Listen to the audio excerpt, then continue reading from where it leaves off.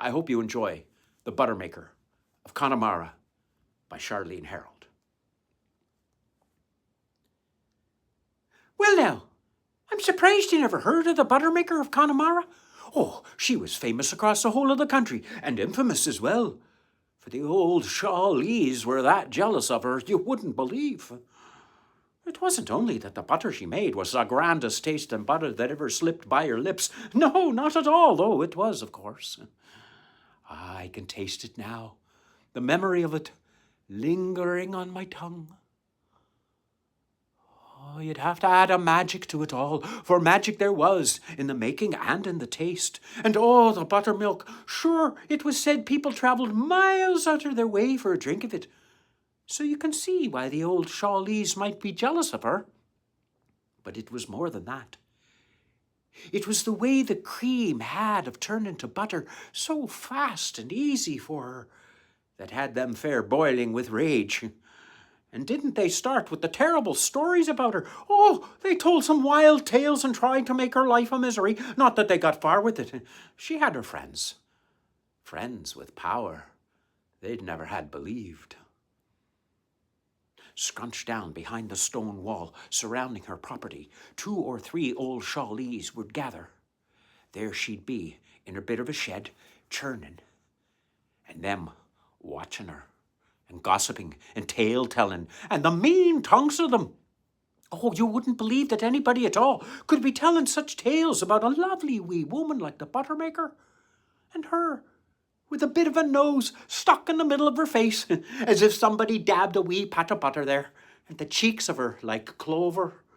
Oh, a fine wee body she was, and round in all directions, not a sharp corner on her to be bumping yourself against, should you rush at her sudden, as a wee lad will, and grab a hold of her for the comforting. And there on her windowsill would be her cat.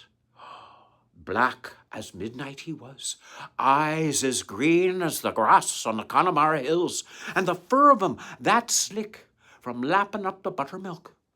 Sure, the old Charlenes had it in for him as well. Waiting there behind the stone fence for the butter from the churning, an old Charlene would start in on one of her tales. People have seen them walking, and at midnight, some do say, though it was only in the twilight that I've seen them, her and that cat, and him, with the head and tail of him held high in the air and looking that proud of himself. And why, I'm asking you? Sure, if he's only a cat, what would he be having to be so proud about? Excepting maybe the great age that's on him? Some do say that he's 100 years old, though some say 25, whichever it is. It's a terrible age for a cat, if he's a cat. Another old Charlene would edge in close and glance about with an air of someone who's had something frightful to tell, and the old ladies would give fearful little shivers of pleasure and snug their shawls tight, for here was coming a terrible tale about the Buttermaker and her cat, and it first-hand, mind. My own cousin's daughter-in-law on her husband's side knows a woman over in Balleen whose 4th cousin's daughter's best friend's mother saw her and that cat coming out of the church on the very night before the next day, when the statue of the Blessed Virgin toppled off of its pedestal and smashed into 1,000 pieces. Oh, it's a terrible thing, that is now. And what might be causing it, I ask you? The Blessed Virgin herself, mind, and into 1,000 pieces. Oh, I wouldn't be buying a pound of butter off of that witch woman to be saving my life. Though what choice do I be having, with Padraic that fond of it? Oh, he won't be eating nothing else. But I tell you, I pay for it quick and snug it tight under my shawl, and all the time I'm paying her, I'm fast breathing my prayers and fingering my beads. Now, them's the kind of things they were often saying about her, the jealous old squints, and all smiley to her face, you know. Sure, the woman was never a witch at all, not even a bit of one. Though it was true that her cat did be bringing on the butter so fast and easy, and much as the old Charlene claimed. The truth of it all came to me when I was but a small boy. Told to me it was by my cat.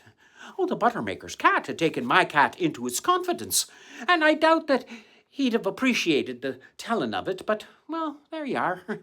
Things will out. One day, a long laugh of a lad got his eye on a leprechaun and chased after him with his hand out and ready to grab him and force him to give up his pot of gold, which, as everyone knows, a leprechaun owns and buries at the end of a rainbow. The boy was fast catching up to him, damn near stepping on his heels, when the wee spalpeen gave a screech and a leap into the air, then over a wall with a hedge behind. Then, by God, didn't he vanish from sight? The lath of a lad searched the place over, but there was nothing at all, not even a blessed sign. So he gave up finally and took himself off for home, cursing the luck that was on him. Now all this time, the leprechaun was dangling, and not too far above the lad's head. Snagged he was, on a bit of a thorn by his tailcoat, not daring to breathe or make a sound. Oh, he was sure in his heart that the thorn would break and down he'd come tumbling and have the breath knocked out of him, or the leg broken, or some catastrophe befallen. But the thorn held, and even when he tried, he couldn't get down. Nothing, it seemed, would part coat-tail and thorn. Now, just at this time, the buttermaker and her cat were taking their evening stroll, when what do they hear coming from beyond the stone wall but a sobbing and a sniffing that they'd be stopping them in their tracks? "Whist," says she. "There's some wee thing in trouble there." Then over the wall they went and saw the wee man dangling. She reached up her hand and lifted him off and dustied him down, the way you've seen ladies do when a wee lad takes a tumble and dusties up his new clothes, and him like as not to be getting a learning when he gets home.